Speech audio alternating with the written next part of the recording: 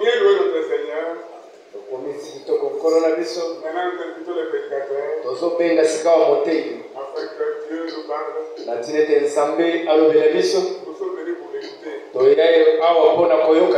Shalom. Shalom.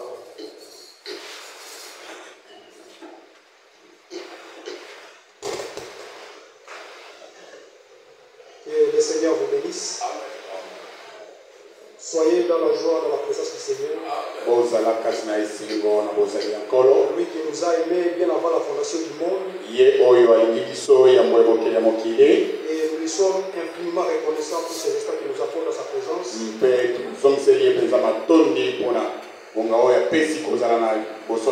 Parce que nous sommes ce que nous sommes. C'est par sa grâce. C'est comme nous venons de chanter tout à l'heure.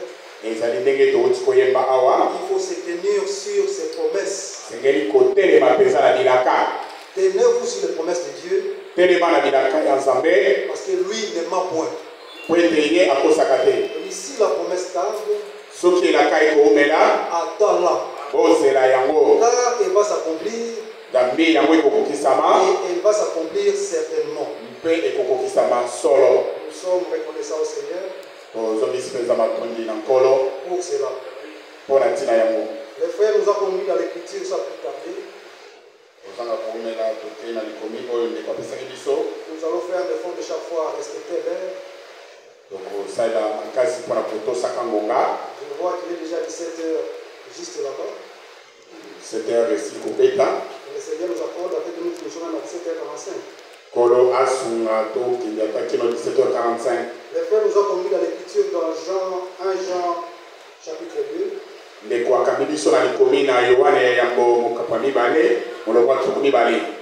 Je vais lire à partir du verset 22. On va commencer au verset 20, moi je commence à partir du verset 22. J'ai lu au nom du Seigneur Jésus-Christ. Qui est menteur sinon celui qui nie que Jésus est le Christ?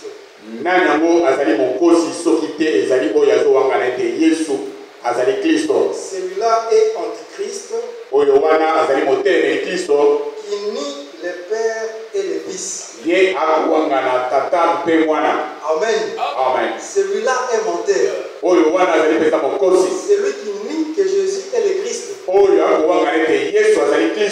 Regardez maintenant ici dans Jean 1 Jean toujours, verset 5. 1 Jean 5. 1 Jean 5. À partir du verset 1er. Quiconque croit Jésus est le Christ est né de Dieu. Amen. Amen. Quiconque croit que Jésus est le Christ. Amen. Et aujourd'hui nous croyons que Jésus est la parole ointe.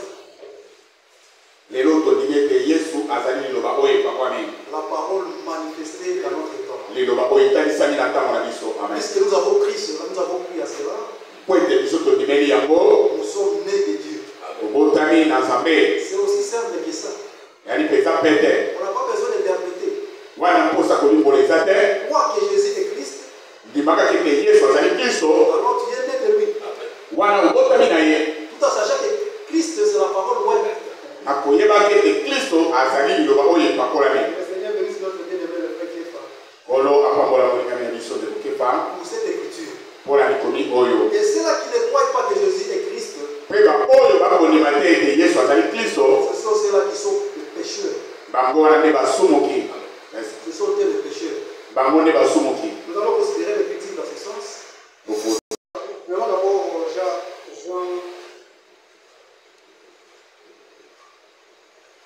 Jean 8. Prenons Jean 8.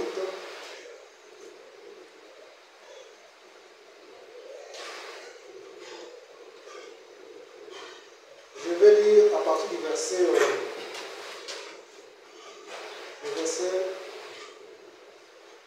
24. Commençons à partir du verset 23 pour avoir le contexte. Et il leur dit, Ici c'est Jésus qui parle. wana Yesu moto azoloba Vous êtes d'en bas. bozali ya se Moi je suis d'en haut. ngai nazali ya likolo Vous êtes de ce monde. bozali ya mokili oyo Moi je ne suis pas de ce monde. ngai nazali ya mokili oyo te C'est pourquoi je vous dis. yango wana nakoloba na bino Plutôt c'est pourquoi je vous ai dit yango wana nalobi na bino que vous mourrez dans vos péchés. ete bokokufa kati na masumu na bino Car si vous ne croyez pas que je suis, nzambi soki bozondima te ete nazali vous mourrez dans vos péchés. bozokufa kati na masumu na bino. Amen. Amen. Les gens qui meurent dans leurs péchés, bato oyo bakokufa kati na masumu na bango ce sont ceux-là qui refusent que Jésus-Christ est. ezali baoyo bazondima kondima ete yesu kristo Et aza maintenant, on a rendu plus explicite ce verset ici dans 1 Jean où nous étions. wana batalisi molongo oyo mpenza polele na Celui qui refuse que Jésus est le Christ, oyo azoboya ete yesu azali kristo il meurt dans ses péchés. akokufa na masumu na ye. Amen. Amen. C'est la question de la révélation ezali likambo ya eboniseli et de comprendre qui est Jésus-Christ. na mpe kososola nani yango yesu kristo aza. Par-dessus cela, koleka wana vous n'êtes rien. bozali eloko te Il faut que le Seigneur vous révèle. esengeli nkolo akongolela yo Parce que Dieu, on ne l'étudie pas. po ete nzambe batangaka ye te Dieu se révèle. nzambe amifongolaka. Nous avons Amen. eu la grâce que Dieu nous s'est révélé en nous. wana na ngolu na ye nzambe amifongoli epai na biso Sans aucun effort. kozanga ete tosala makasi Des moko. fois, moi, je me mets quelque part, je me pose la question, qui suis-je moi? ngai na mitiaka esika moko boye na mituni nazali nani ngai oyo Je regarde mon parcours. natali etamboli na ngai D'ailleurs, les faiblesses que nous avons, na bolembo oyo toza nango mais le Seigneur ne cesse à révéler son amour du jour au jour. kasi nkolo akolemba te kotalisa bolingo na ye mikolo na mikolo. Par-dessus tout, il s'est révélé à moi. koleka nyonso ye amifongoli epai na Il ngai s'est révélé à vous amifongoli epai na yo par sa grâce. na ngolu na ye. Bien aimé, ça c'est une grâce de Dieu alingami oyo ezali ngolu na nzambe et nous devons le louer pour cela. mpe tosengeli kokomisa ye mpo na ntina na yango. Vous mourrez dans vos péchés bokokufa kati na masumu na bino parce que vous ne croyez pas que je suis. po ete bozondima te ete naza. Quand Jésus-Christ parlait de ces choses-là, ntango yesu kristo azali kolobela makambo oyo il n'était pas plus explicite. azalaki mpenza polele te. Mais Jean l'a rendu explicite. yohane nde akomisi yango mpenza Et polele si vous ne croyez pas que Jésus est le Christ, yalobi ete soki bozondima te ke yesu azali kristo vous mourrez. bokokufa. Pour que vous viviez, po ete bobika il faut la révélation. esengeli emoniseli. Regardez les péchés volontaires que ces gens commettent. tala ni losumu oyo bato wana bakosala oyo bango moko balingi. Je vais me retrouver si ça me vient à l'esprit dans Hébreu. Hébreu 10. Hébreu 10, 26. Hébreu 10, 26, je lis ceci.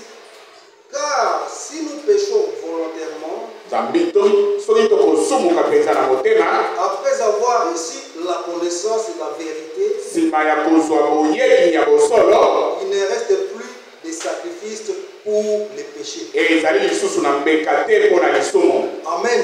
Amen. Ceux qui pêchent volontairement, baoyo bakosumuka mpenza na motema na bango moko c'est-à-dire balingi ceux-là qui ont compris la vérité elingi koloba baoyo basosoli bosolo et qui foulent au pied cette vérité. kasi bakonyata bosolo yango na matambe.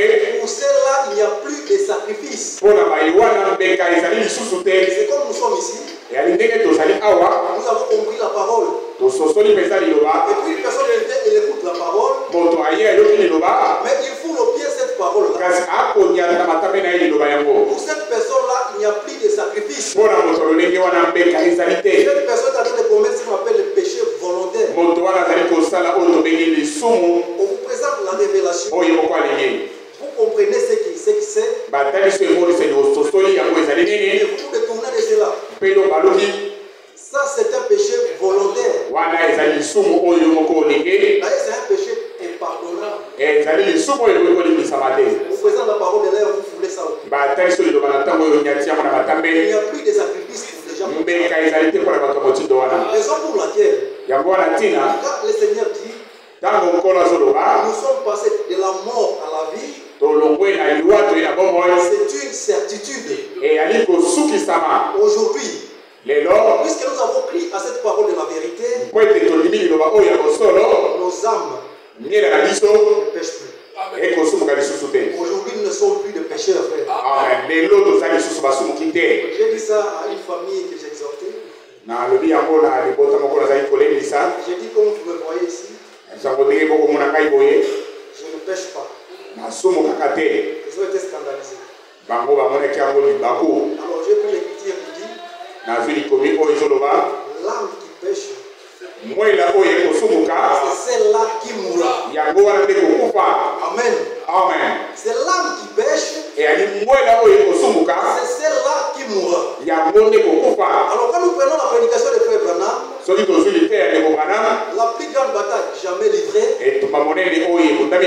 là il est en train de monter les 5 sens de l'esprit. Il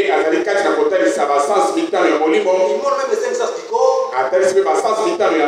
Quand nous parlons de l'âme, dans l'âme il y a qu'un seul canal. Soit il y a la foi, soit il y a l'incrédulité. Alors je leur ai dit, dans mon âme il y a la foi. Mon âme ne pêche plus, donc je ne suis pas pécheur. Parce qu'il s'agit de l'être intérieur de l'homme. Amen. Nous ne péchons plus, bien aimés. Raison pour laquelle les psalmistes disent, heureux le peuple pour qui le Seigneur n'impute plus les péchés. Amen. Vous êtes bien heureux, frère. Le Seigneur ne vous impute plus votre péché. Quand je parle du péché, je vois l'incrédulité. Il ne s'agit pas de nos fautes, frère. Les fautes nous acommettront toujours. Alors que nous attendrons notre transmutation. C'est à ce moment que nous serons délivrés de nos fautes. Mais à ce qui concerne l'incrédulité, frère, le Seigneur nous a délivrés de ces péchés-là. C'est ces péchés-là qui concernent l'âme. Le Seigneur nous en a délivrés. Aujourd'hui, nous sommes des saints. Ces gens-là ont été étonnés. Ils disent, mais comme tu es là, tu t'appelles saint. J'ai dit, comme je suis ici, je suis le seul saint dans votre maison. Le saint David est ici. On voit, je vois le frère Robert là-bas. Je vois le frère Gédéon là-bas. Je vois le frère, le saint Étienne. Vous êtes tous des saints frères. Le Seigneur nous a rendus purs. Non pas par nos forces, mais à cause de la parole qu'il nous a donnée. Celle qui nous a révélé dans notre temps. Cette parole nous a rendus purs. Amen. Et soyez saints. C'est notre Dieu saint. Amen. Nous le sommes, frère. Dans notre âme. Dans le corps, nous commettons encore des choses. Il ne faudrait pas vivre comme si Ésaïe 61 n'a pas été accompli. Disons d'abord Ésaïe 61. Ésaïe 61. Le frère Franck va considérer ça dans sa prédication du samedi. Ésaïe 61, je vais lire à partir du verset 1er. L'Esprit du Seigneur, l'Éternel, est sur moi. C'est les critiques que Jésus-Christ avait prises quand il disait dans la synagogue. L'Esprit du Seigneur est sur moi. Car l'Éternel m'a ouvert pour porter de bonnes nouvelles aux malheureux. Il m'a envoyé pour guérir ceux qui ont le cœur brisé. Pour proclamer aux captifs la liberté. Et aux prisonniers la délivrance. Pour publier une année de grâce. Une année de grâce de l'Éternel. Et un jour de vengeance de notre Dieu. Pour consoler tous les affligés. Pour accorder aux affligés de Sion pour leur donner un diadème au lieu de la cendre. Une huile de joie au lieu de deuil. Un vêtement de louange au lieu d'un esprit abattu. Afin qu'on les appelle les térébintes de la justice. Une plantation de l'Éternel pour servir sa gloire. Le Seigneur a fait cela pour nous bien-aimés. Lui est venu pour proclamer la bonne nouvelle. Et cette bonne nouvelle, c'est ce qui nous rend purs. Notre temps. Amen. Parce qu'il a dit, il y a une condition pour qu'il vienne. Pour que la fin arrive. Cette bonne nouvelle du royaume sera prêchée partout. Et alors viendra la fin. Et le Seigneur a suscité Apocalypse 6. Que l'ange là qui venait avec la bonne nouvelle et qui disait au peuple, craignez Dieu, craignez l'Éternel, il allait lever la ville. C'est cet ange qui volait pour annoncer la bonne nouvelle, pour que la bonne nouvelle atteigne les extrémités de la terre. Alors la fin va arriver. Cette parole est en train de s'accomplir dans nos yeux. La fin est là, bien-aimée. La fin est proche. Cette bonne nouvelle du royaume va atteindre les extrémités de la terre. Et alors viendra la fin. Et nous avons vu cette écriture s'accomplir sous nos yeux. Il faut lever vos têtes, bien-aimés. Il n'y a plus de temps. Il est vrai que le Seigneur revient bientôt. Et ma prière en est que ce soir, vous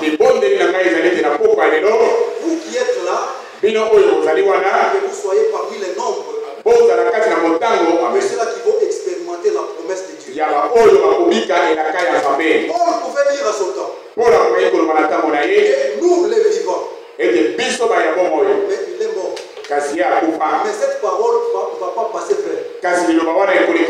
Nous allons expérimenter la promesse de Dieu. Moi je crois que je suis parmi ceux-là qui vont expérimenter. Cette génération ne passera pas.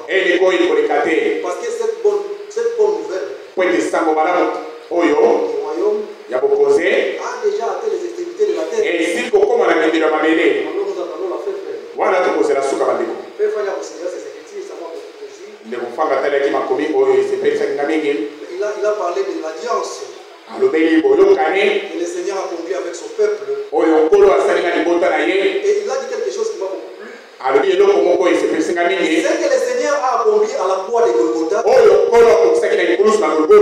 n'était pas un contrat.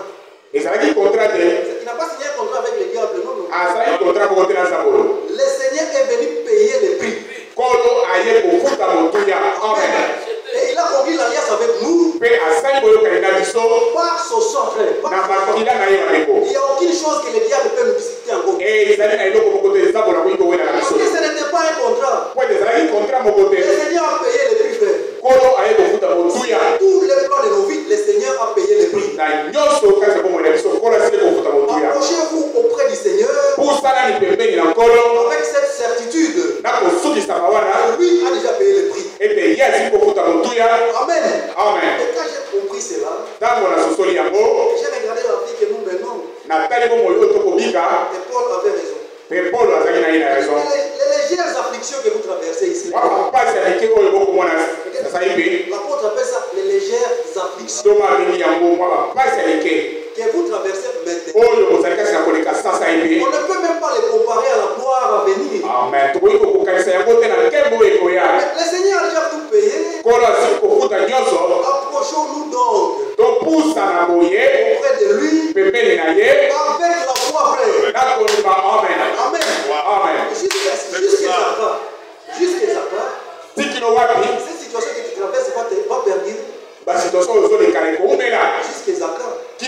Alors que le Seigneur a déjà payé le prix. Jusqu'à Zaka, Seigneur, demeurais-je encore dans cette condition? Alors que tu as déjà payé le prix. Je crois à cela.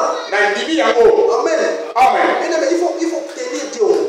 Je ne crois pas que Dieu, Jésus-Christ soit parti à la croix pour être star, non. Pour qu'on puisse le connaître dans le monde, non. Il a fait une œuvre grandiose, frère. Il a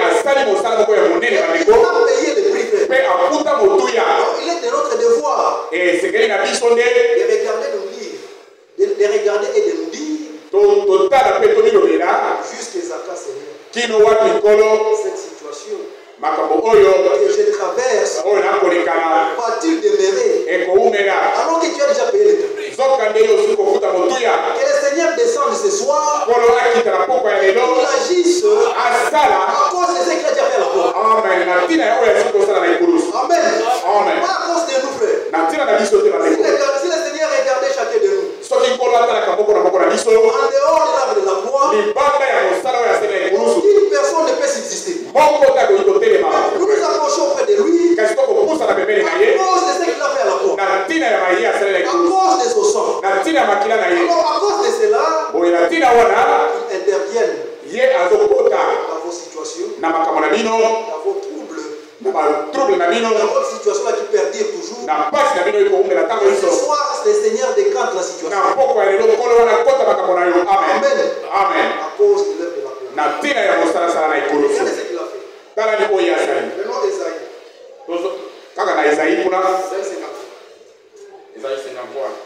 Le Seigneur merveilleux nous a aimés avant la fondation du monde. Et il a fait tout. Ça qu'on nous demande, frère. Avant que tu ne sois né, le Seigneur a regardé.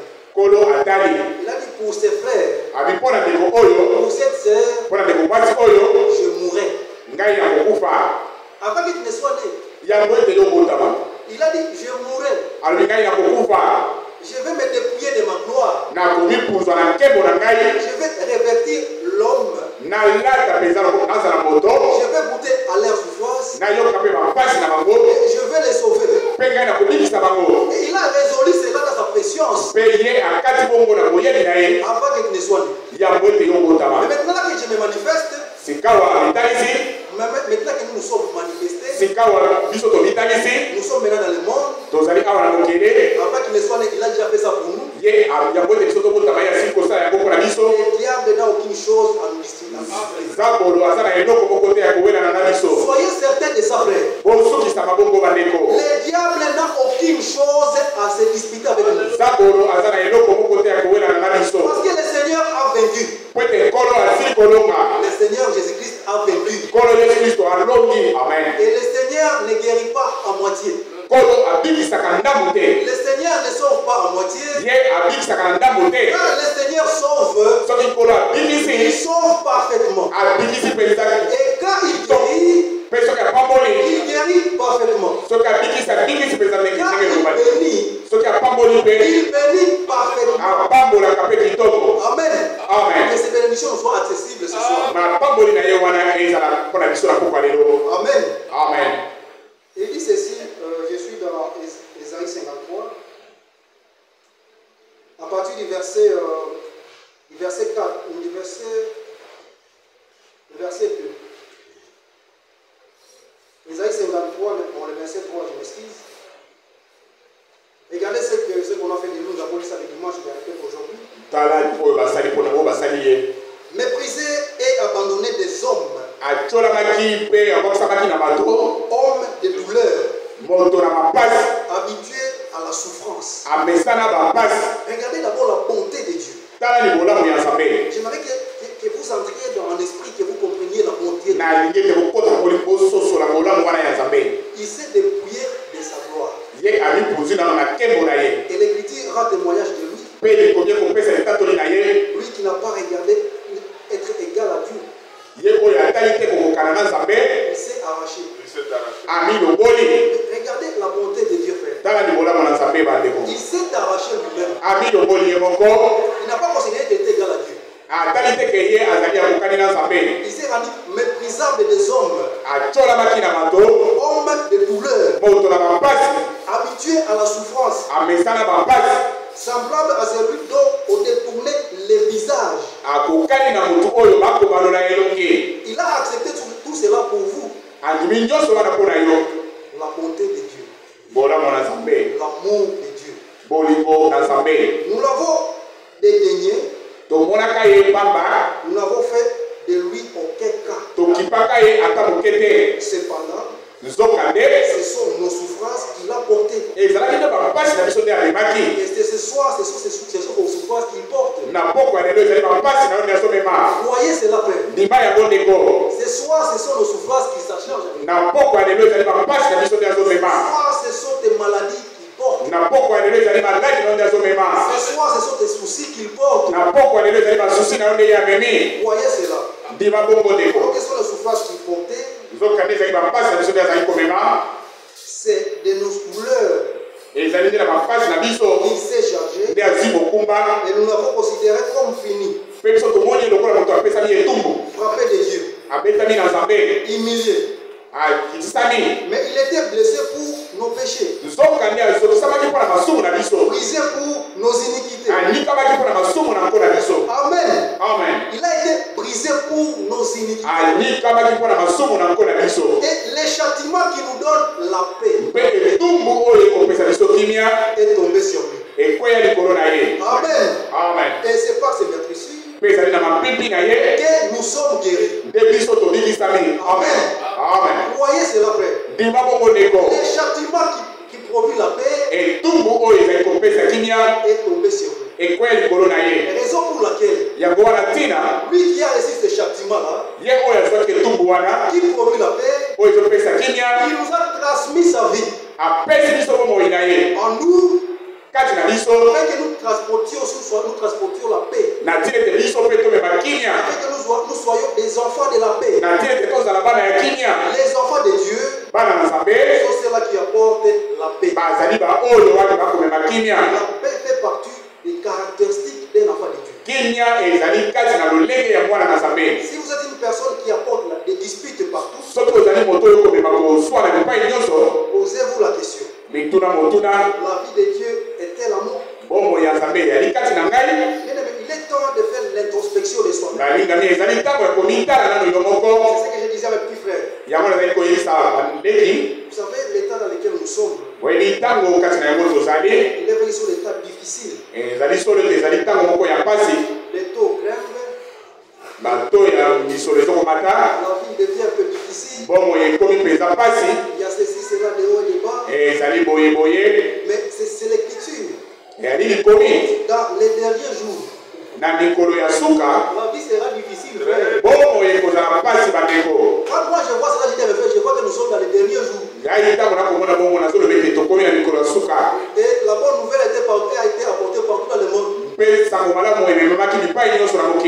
la fin est proche. Raison pour laquelle ce n'est pas le temps de se distraire. Il est question de tenir et de soyez fervents. Et soyez assidus à l'assemblée. J'avais aimé quelque chose que le frère Etienne avait dit.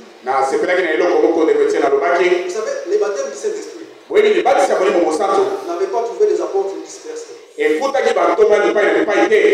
attendaient tous dans la chambre haute. Ils étaient ensemble.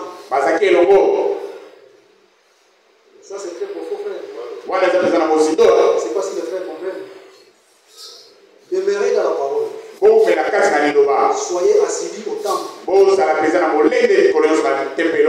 Bientôt le Seigneur va accomplir son œuvre. De la même manière que le Seigneur avait achevé son œuvre de la création, de la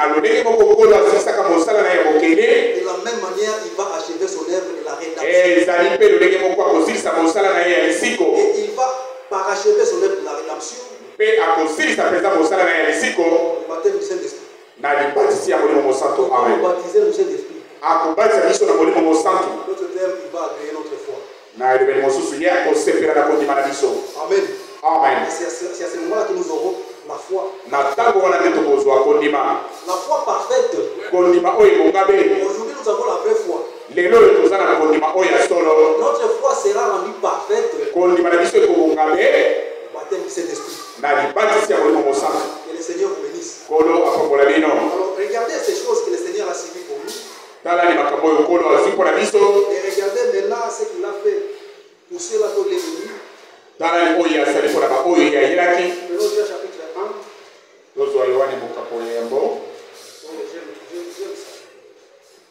Déjà chapitre 1.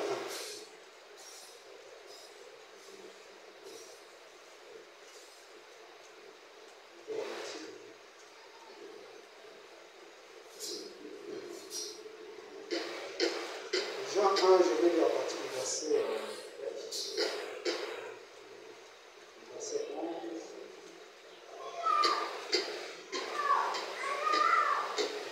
Jean 1, je lis même le verset 9. Regardez, lui, il s'est dépouillé. Il s'est dépouillé d'abord de sa gloire pour porter la chair humaine. Il dit ceci. Cette lumière était la véritable lumière qui, en venant dans le monde, éclaire tout homme. Elle était dans le monde et le monde a été fait par elle. Et le monde ne l'a point connu. Moïse, là au commencement, il a dit au commencement, Dieu créa. C'est ça la Genèse. Au commencement, Dieu créa. Mais regardez les commencements de la Bible. L'apôtre Jean, j'ai aimé ça. L'apôtre Jean dit pour Moïse, au commencement, Dieu n'a pas créé. Regardez. Jean 1:1. Avant d'abord qu'il ne crée, qu'est-ce qui était au commencement? Au commencement était la parole. Amen. Au commencement était la parole. Et la parole était avec Dieu. Et la parole était Dieu. Elle était au commencement avec Dieu. Toutes choses ont été faites par elle. Et rien de ce qui a été fait n'a été fait sans elle. Amen. Au commencement était la parole. C'est la parole maintenant qui crée. Il fallait que la parole soit là pour créer. Alors cette parole était la lumière du monde. Et cette parole, cette lumière-là, est venue dans le monde. Elle est venue dans le monde. Et le monde a été fait par elle. Et le monde l'a point connu. Amen. Nous sautons. Nous prenons Jean 12.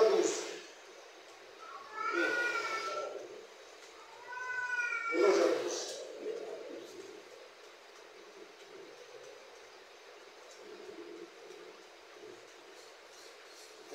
Regardez cette parole lumière. Il y a une grande divinité ici. Jésus l'a dit à partir du verset 35. La lumière est encore pour un peu de temps au milieu de vous.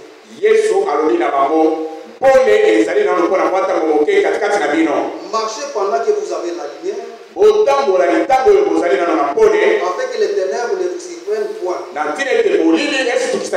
Celui qui marche dans les ténèbres ne sait où il va. Pendant que vous avez la lumière, croyez en la lumière, afin que vous soyez des enfants de la lumière. Amen. Or, la parole prophétique, c'est une lampe à nos pieds. C'est une lumière qui nous éclaire, frère. C'est la parole prophétique. C'est une lumière. C'est Christ. Amen. Et comme vous voyez, Christ est Dieu. Vous êtes né de lui. Amen. Prenons le verset 11. Déjà 1. Elle est venue chez les siens. Et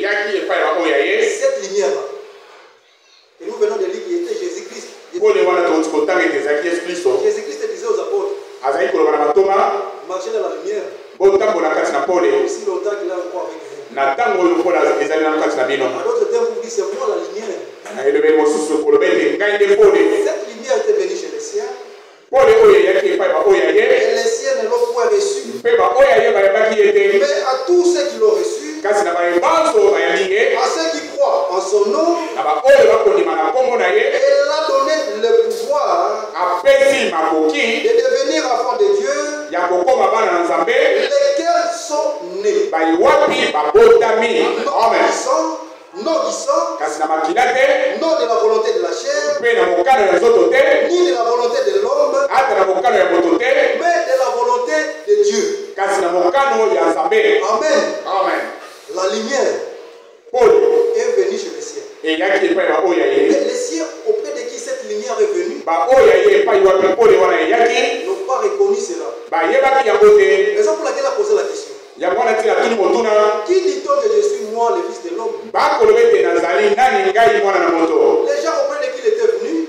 bato pembeni na ye epai wapi ayelaki ils ont répondu ceci.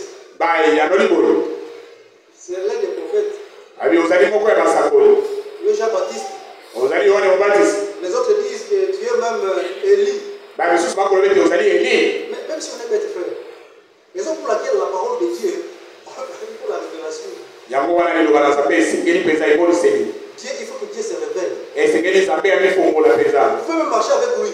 okoki ata kotambola na ye Marcher avec celui qui a la parole incarnée, Jésus-Christ. okotambola na oyo azali liloba oyo evandi kati na moto Il n'y yesu a pas kristo la révélation. kasi soki oza na eboliseli te Il n'y a rien frère. eza na eloko moko te C'est comme les prédicateurs qui sont avec l'homme mandaté. ezali lokola bateyi oyo baza na moto oyo atindami na nzambe Ces gens-là ne m'impressionnent pas. bato wana ngai bakamisaka ngai te Quand je vois les gens qui marchaient avec Jésus, la lumière, ntango na komona bato bazali kotambola na yesu et pole ils ne comprenaient pas. mpe bazali kososola ye te Même les apôtres aussi ne comprenaient pas. ata batoma mpe bazali kososola ye te Il fallait que Jésus-Christ les révèle. esengelaki yesu kristo akongolela bango Raison pour laquelle l'apôtre Paul dit ceci. yango wana ntina ntonga polo azoloba boye Il y avait des gens qui étaient venus avec les rites de Moïse. ezalaki na bato oyo bayaki na esalelo ya mose Et Paul dit, nous leur résistâmes.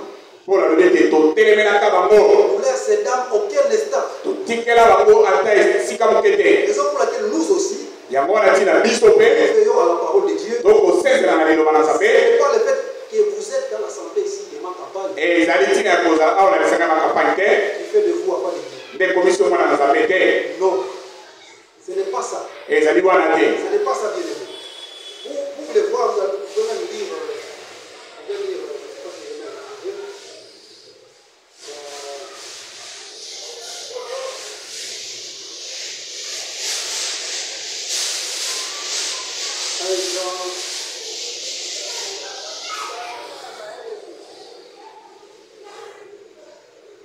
Ils ont même 1 Jean 2.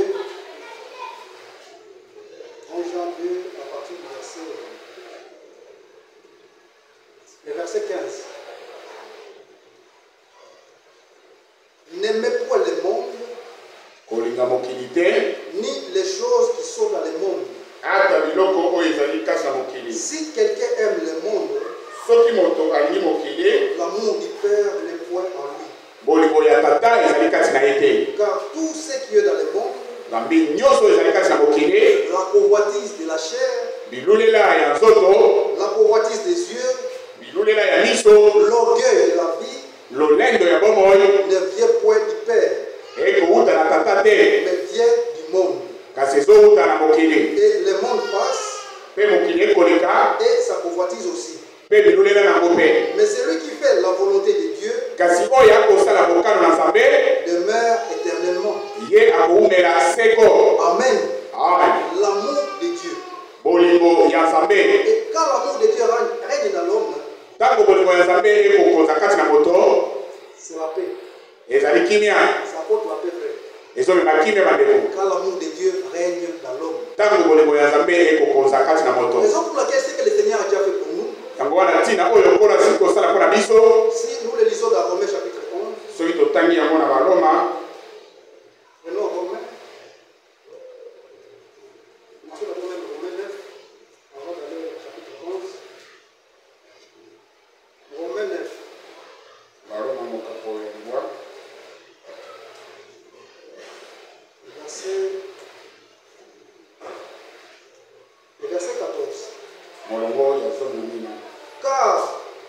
Tous ceux qui sont conduits par l'Esprit de Dieu sont fils de Dieu. Et vous n'avez point reçu un esprit de servitude pour être encore dans la crainte. Mais vous avez reçu un esprit d'adoption par lequel vous priez Abba Père. L'Esprit lui-même témoigne à notre esprit que nous sommes enfants de Dieu. Amen. Amen. Regardez maintenant à partir du verset 25. C'est moi qui l'ai dit dans Osée. J'appellerai mon peuple celui qui n'était pas mon peuple. Et bien-aimé celle qui n'était pas la bien-aimée. Et où on leur disait, vous n'êtes pas mon peuple, seront appelés fils et fils du Dieu vivant. Amen. Amen. Nous qui n'étions pas ce peuple, nous sommes aujourd'hui appelés fils et filles du Dieu vivant. Par un témoignage, le témoignage de l'esprit. C'est ici au verset 16 qui dit, l'esprit lumière rend témoignage à notre esprit que nous sommes enfants de Dieu. Raison pour laquelle le Seigneur nous a adoptés et il nous a introduits dans son royaume. Dans son royaume, nous entrons par la nouvelle naissance, en naissant de nouveau, bien sûr, au moyen de la parole de la vérité. Aujourd'hui, je crois que je le suis. J'ai la certitude, frère, que je suis enfant de Dieu. Et j'ai la certitude que vous l'êtes aussi. Maintenant, Paul dit ceci. Ce que nous sommes n'a pas encore été manifesté. Ce que nous serons plutôt n'a pas encore été manifesté. Mais aujourd'hui, nous sommes enfants de Dieu. Car ça va se manifester. Nous serons semblables à lui. Nous verrons notre Seigneur face à face. Ça, moi, je le crois. Et je dis Amen à cela. Amen. Lors de la transmutation de le corps, nous serons semblables à lui. Nous allons revêtir ce même corps glorieux qu'avait Jésus-Christ après sa résurrection. Qui défie même la pesanteur. Quelle joie. Quelle grâce. Et avec ce corps, nous allons aller dans l'enlèvement et aller fêter les repas de noces. Amen. Amen. Dans ce corps, on va manger. Raison pour laquelle Jésus-Christ avait raison de dire à ses apôtres, je ne prendrai plus du fruit de ce vigne jusqu'à ce que j'aboirai avec vous où au ciel, au paradis, au ciel, parce que là nous allons aller avec des corps glorifiés. Avec ces corps on peut manger. Amen. On va manger là-bas sur la même table avec les Abraham. Quelle joie ça sera. Mais pour y arriver, il faut demeurer dans la parole. Demeurer dans la parole. Amen. Il ne suffit pas seulement de sortir. Alors je pose la question, à quoi ça sert de sortir si nous gardons encore les choses de Babylone? À quoi ça sert, frère Gédéon? Vous sortez et vous gardez encore les choses de Babylone. Les enfants d'Égypte sortaient. Les enfants d'Égypte sortaient. Les enfants d'Israël sont sortis en Égypte. Ils sont sortis avec tous les ramassis. Les ramassis ont suivi. Mais dans le désert, il y a eu beaucoup d'épreuves. Beaucoup n'étaient pas agréables à Dieu. Et il y a seulement deux qui sont parvenus. Il ne suffit pas seulement de sortir. Il likambo ya kobima. Il est vrai que le frère Branham est venu avec un message de sortie. Ezali solo ete ndeko Branham aye na sango moko ya kobima. Et beaucoup sont sortis. Ebele mpe babima. Il ne signifie pas seulement de sortir. Kasi ezali kaka te likambo ya kobima. Il faut demeurer dans la parole Esengeli koumela kati na liloba. et attendre son accomplissement. Mpe kozela bokokisami na yango. C'est ce que nous attendons. Yango wana tozozela. J'ai suivi quelque chose qui s'est passé à l'église de Barout. Na landi eloko moko elekani na eglise ya Baruti. Il a chassé certains de ses croyants. Abengani bandimi mosusu. Ils ont de la chair. Na ete yo mpenza. Parce qu'ils sont des homosexuels. Mpo ete bakomi bahomosexuel. Alors j'ai vu les gens scandalisés, les gens du monde même scandalisés. Namoni mokili mpenza elingani. Même les gens de Branham commencent à être des homosexuels. alobi na bato ya message mpe bakomi mpe bongo. C'est que le monde c'est fini. Hein? esili mpona mokili. Même les branhamistes. ata babranamiste mpe. On voit les homosexuels là-dedans. bakomi kokuta bahomosexuel kuna na kati. Mais ce sont les signes de la fin. ezali kaka bilembo ya suka. C'est écrit dans la Bible. ekomami na biblia. Ce qui s'est passé à Sodome et Gomorrhe. oyo elekanaki na sodome na gomore. On le voit ici à la fin, frère. ekoya mpe lisusu awa na suka. Là, à Sodome et Gomorre. Sodome et Gomorre. kuna na sodome e gomore. Quand le Seigneur voulait brûler d'abord la ville, ntango nkolo alingaki kotumba engumba wana. il est passé chez ses serviteurs. aleki epai basali na ye. Abraham a plaidé à son neveu pour son neveu Lot. abraham alekaki mpona neve na ye lot. Et le Seigneur dit, cacherai-je à mon serviteur Abraham nkolo alobi ete nakobombela mosali na ngai abraham. ce que je vais faire? oyo nakende kosala. Alors, Abraham a plaidé pour son neveu Lot. abraham asengaki mpenza mingi mpona neve na ye lot. Et le Seigneur a envoyé les deux anges. mpe nkolo atindi banze mibale. Regardez l'esprit qui caractérisait la ville en question. botala molimo ezalaki na engumba yango. Les deux anges sont venus, banze mibale bakomi. ils sont arrivés chez Lot, bakomi epai ya lot. ils sont entrés. bakoti. On les a remarqués qu'ils étaient beaux. bamoni ete bazalaki mpenza kitoko. Alors ils sont venus, le vieux, les jeunes, tous sont venus. bilenge mpaka bakomi wana. Ils ont dit Lot, abilot. nous voulons prendre les gens qui sont venus chez toi. tolingi kozwa bato oyo baye epai na yo. Nous voulons les prendre pour femmes. tolingi kozwa bango lokola basi. On veut les connaître. tolingi koyeba bango. L'autre a dit non, je vous en supplie, ne faites pas ça. lot alobi te bosala bongo te. J'ai mes deux filles ici. naza na bana na ngai basi mibale awa. Ils sont encore vierges.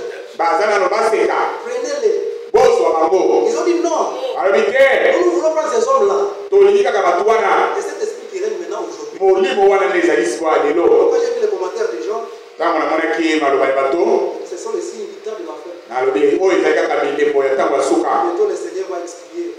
kala mingi te nkolo akozonga. Et gloire soit rendue à Dieu nkembo ezonga epai na nzambe. parce qu'il nous a exemptés de cela. mpo ete atangwisi biso mosika na makambo wana. Reconnaissez la grâce que le Seigneur vous a faite boyeba ngolu oyo nkolo asali bino. et vivez conséquemment à vos mpe expériences. bobika kolakisa ngolu wana. Pour ce soir, on s'arrête là. mpona pokwa ye tosuki wana. Et que le Seigneur vous bénisse. nkolo apambola bino. Shalom. Shalom.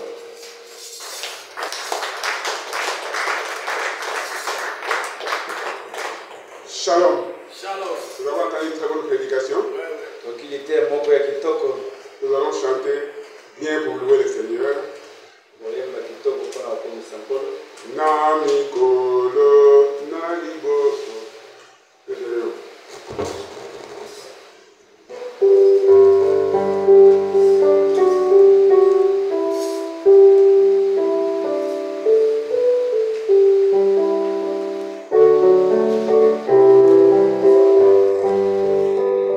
Oh, na mikolo, na liboso. Oh,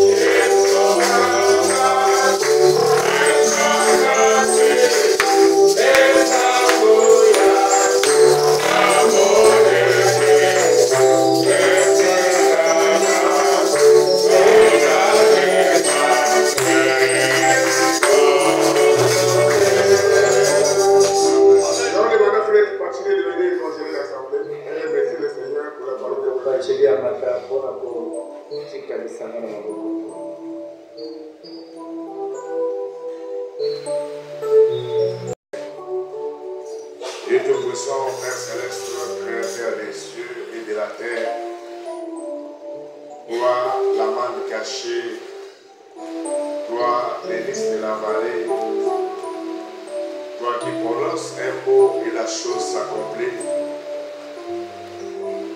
toi qui appelles à l'existence des choses qui n'existent point, toi les guides de ta parole, toi qui veilles sur ta parole pour l'accomplir. Nous te sommes infiniment reconnaissants, Seigneur, parce que tu nous as protégés depuis la nuit lorsque nous dormions. La messagère fait des mélodes, Seigneur, pour venir ici, tu nous as gardés.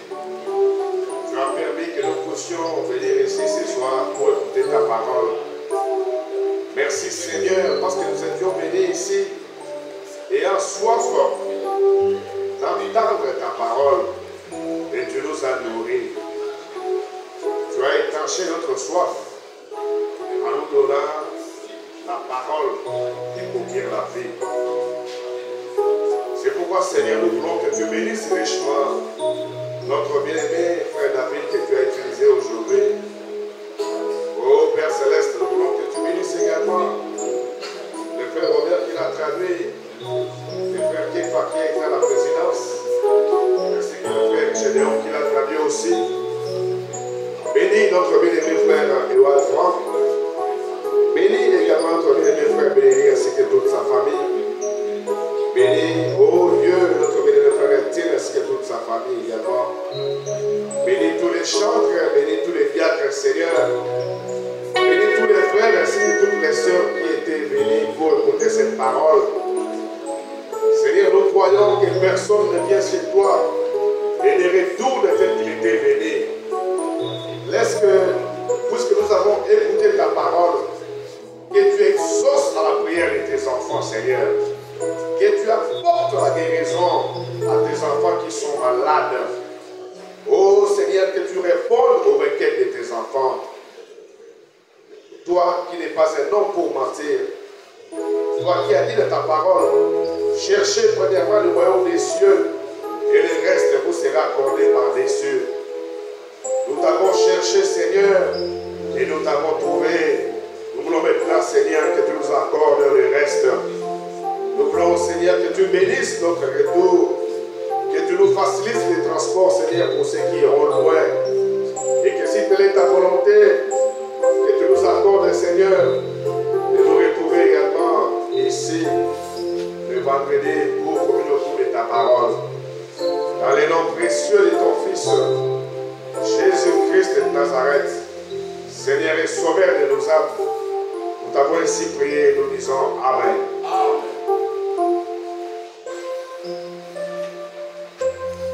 Est-ce qu'il y a ici un frère ou une sœur qui est venue pour la première fois? Ah, tous en avez pour moi, si ton mobali a une banane et a fort. Aux hommes, on va y avoir un banane et a fort. Ok, il n'y en a pas. Bazate. Que le Seigneur nous accompagne jusqu'à chez vous. Espérons que nous allons nous retrouver ici par ta grâce le vendredi à 16h30. Au lit qui était mon colombitain, nous avons 16h30. Shalom. Shalom.